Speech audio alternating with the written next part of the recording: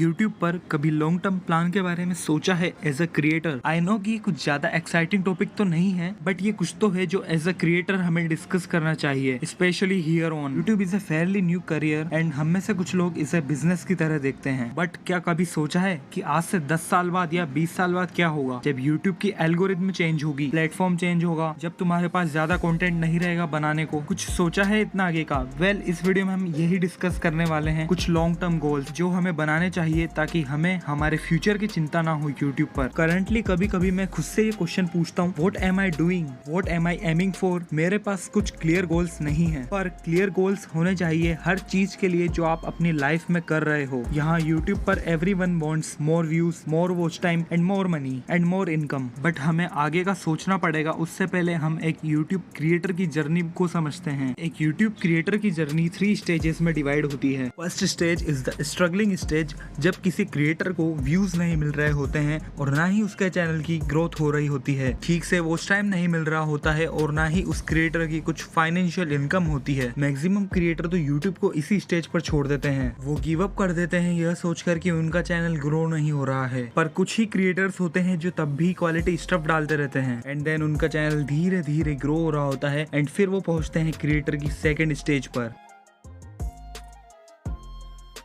जो कि होती है ग्रोइंग स्टेज। इस वक्त क्रिएटर का चैनल बहुत तेजी से ग्रो हो रहा होता है एंड उसकी ठीक ठाक इनकम भी हो जाती है। जैसे कि करंटली एल्ग्रो इसी स्टेज पर है एंड ये स्टेज एक क्रिएटर के लिए बहुत ही एक्साइटिंग होती है। मींस यार, किसी का चैनल ग्रो हो रहा होता है तो कौन खुश नहीं होएगा। लेकिन इसी के साथ इस वक्त क्रिएटर के ऊपर सबसे ज्यादा प्रेशर भी रहता है, क्योंकि बहुत सारी नई ऑडियंस क्रिएटर के साथ जुड़ जाती है, तो क्रिएटर के ऊपर बहुत रेस्पॉन्सिबिलिटीज आ जाती है। क्वालिटी प्लस क्वांटिटी दोनों का बराबर ध्यान रखना पड़ता है इस स्टेज पर। क्वालिटी में थोड़ा बहुत कॉम्प्रोमाइज चलेगा, बट क्वांटिटी में थोड़ा भी नहीं चलेगा, जो कि फिंग ने बहुत अच्छे से एनालाइज कर लिया है एंड वो अभी रेगुलरली वीडियो अपलोड कर रहे हैं।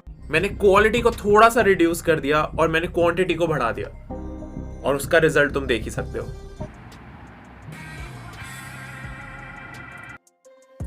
सेकेंड स्टेज में यूट्यूब को आप फुल टाइम तो नहीं दे सकते, बट या you can give your most of the time to YouTube. Then जब चैनल अच्छे से ग्रो हो जाता हो and you started earning at a good amount, so that आप अपना फुल टाइम यूट्यूब को दे सकते हो। And this is the best time of a creator. I mean, इस स्टेज पर क्रिएटर के पास फ्रीडम आ जाती है एंड वो क्वालिटी पर फोकस करता है इंस्टेड ऑफ क्वांटिटी। जैसे कि अभी बहुत सारे क्रिएटर्स हैं जो क्वालिटी पर फोकस कर रहे हैं, लाइक बीबी की Vines, Round to Hell, Swagger Sharma and many more, जो कि अभी थर्ड स्टेज पर है एंड ये 3-4 महीने में एक वीडियो डालेंगे तो चलेगा, लेकिन क्वालिटी में कोई कॉम्प्रोमाइज नहीं करते। आई नो कि थर्ड स्टेज पर क्रिएटर के पास मिलियंस ऑफ व्यूअर्स होते हैं, तो उनके ऊपर रेस्पॉन्सिबिलिटीज भी बहुत होती है। इस वक्त उनके पास बेस्ट कंटेंट होना चाहिए। इस वक्त वो क्रिएटर एक क्रिएटर ना होकर ब्रांड बन चुका होता है एंड वो टॉपर होता है और अपनी कंट्री को रिप्रेजेंट कर रहा होता है। सो जब आप एक वेल एस्टेब्लिश्ड क्रिएटर बन जाते हो तो यू कैन ट्राई एक्सपेरिमेंट्स, जैसे कि अमित भड़ाना भी बहुत एक्सपेरिमेंट्स कर रहे हैं अपने चैनल के साथ, एंड वो भी कर सकते हैं क्योंकि उनके पास ऑडियंस है जो उनको सपोर्ट करने वाली है इन एवरी एक्सपेरिमेंट। देन सबसे पहले आपको सोचना होगा अपने गोल्स के बारे में, अपने एम के बारे में, अपने चैनल के लिए। So like, what do you want to do with your channel? तो जो तुम्हारे चैनल का गोल है, you need to establish that first.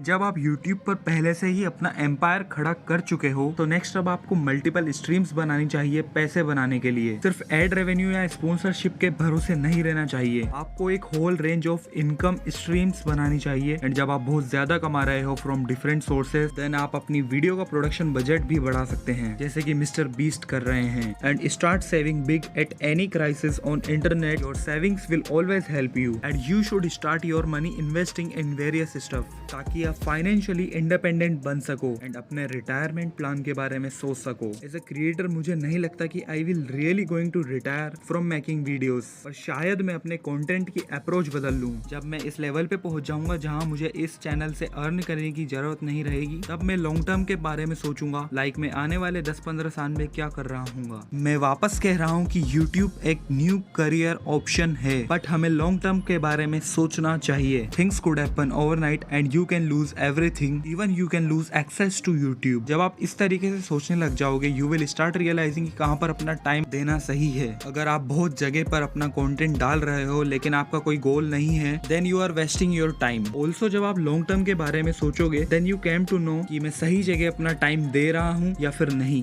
अगर आप अभी 0 पर भी हो, जैसे कि मैं 50, if you think about long term, then आपको हेल्प होगी स्मार्ट डिसीजन लेने में। So that's all. क्या आपने कभी सोचा है अपने लॉन्ग टर्म के बारे में? मुझे कमेंट्स में बताओ, और कुछ पूछना हो तो इंस्टाग्राम पर डीएम कर कर पूछ सकते हो। एंड ये वीडियो देखने के बाद आपको कुछ भी इन्फॉर्मेशन मिली हो तो लाइक कर दो यार, आपका कुछ नहीं जाता, आपका एक like can make my day. And अगर यहाँ तक देख रहे हो तो कमेंट बूम। एंड अगर आपको नहीं पता कि एक Indian individual YouTuber carry Minati को क्रॉस कर देगा तो यहाँ पर क्लिक कर कर इस वीडियो को देखो। बाय।